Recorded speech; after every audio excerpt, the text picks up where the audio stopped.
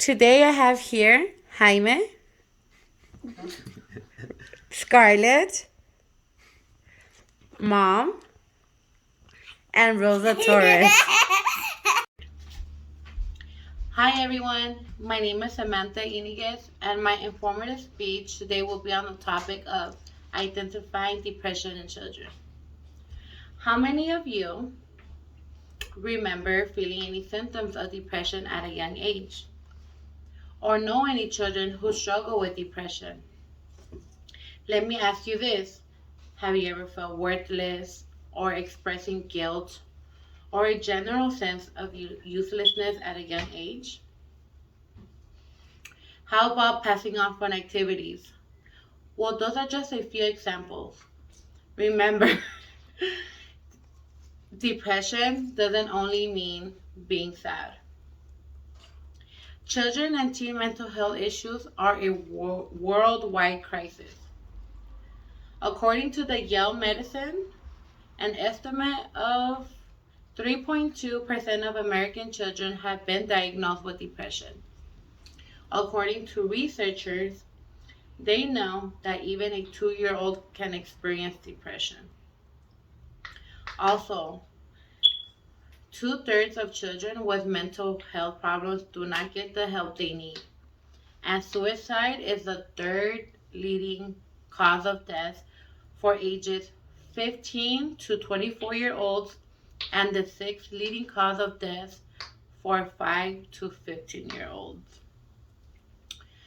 When I first acknowledged depression, it was at the age of 6 or 7.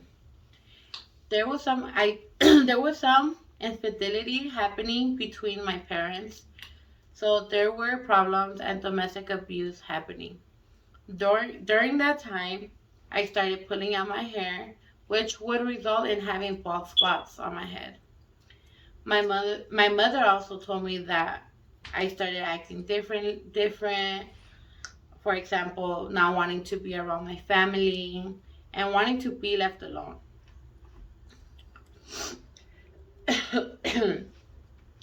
Most Hispanic families don't speak about depression because sadly, that is seen as failure. It's seen as failure when it comes to happening within your family. In general, there are many issues when it comes to depression within Hispanic families because it comes from our ancestors. To not speak about to not speak of the emotions that we are going through. Many of you might wonder why young children suffer from depression at such a young age. This is a misconception that children do not have any reason to be depressed, since childhood is viewed as a carefree period of their lives. But children also have to deal with everyday life during school, wanting to be accepted by their peers, or expectations that their parents have for them. Each child's depression is held solitary, and causes will be different for each one.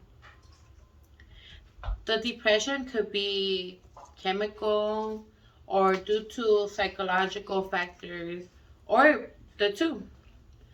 More important than the cause is identifying the illness right away and treating it as soon as possible.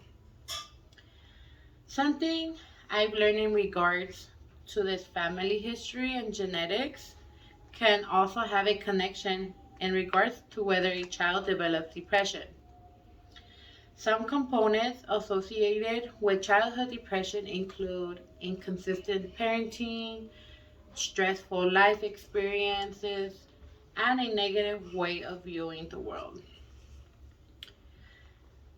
This research suggested that parent patterns of irritability and withdrawal leads to low self-esteem in the child, and this poor self-image may cause the child to become depressed.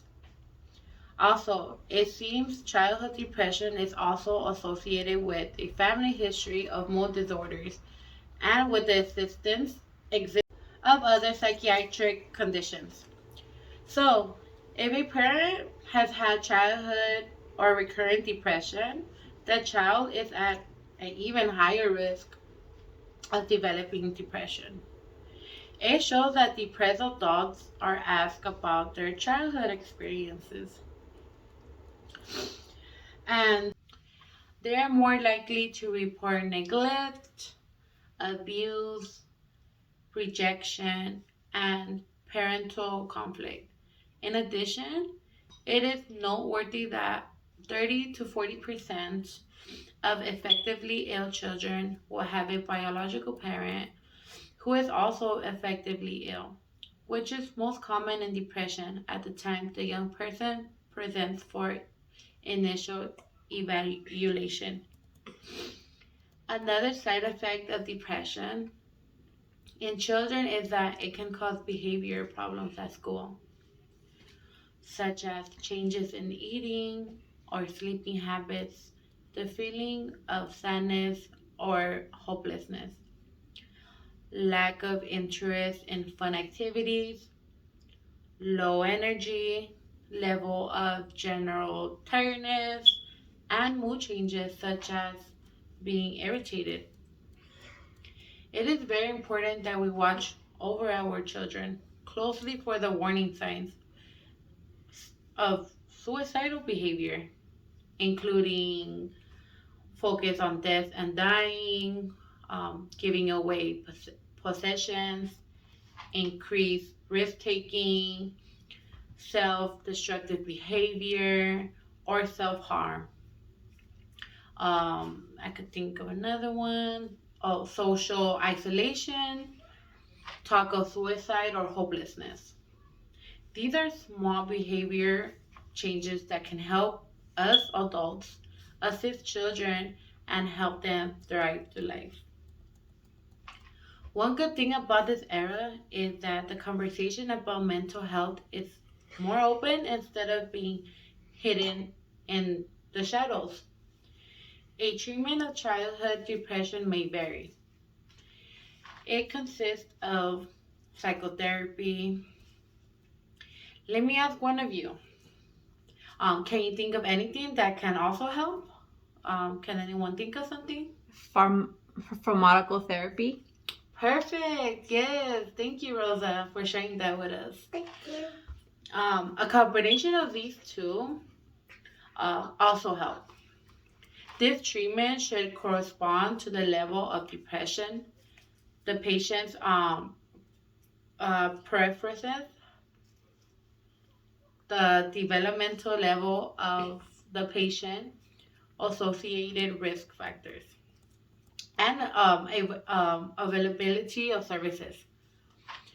Patient, patient and family education about the associated risk and benefit of treatment, expectations regarding patient monitoring, and follow-up should be included. Again, there is not a specific dose for depression.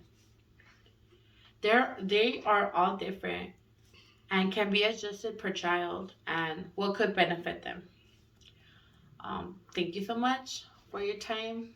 Till next time.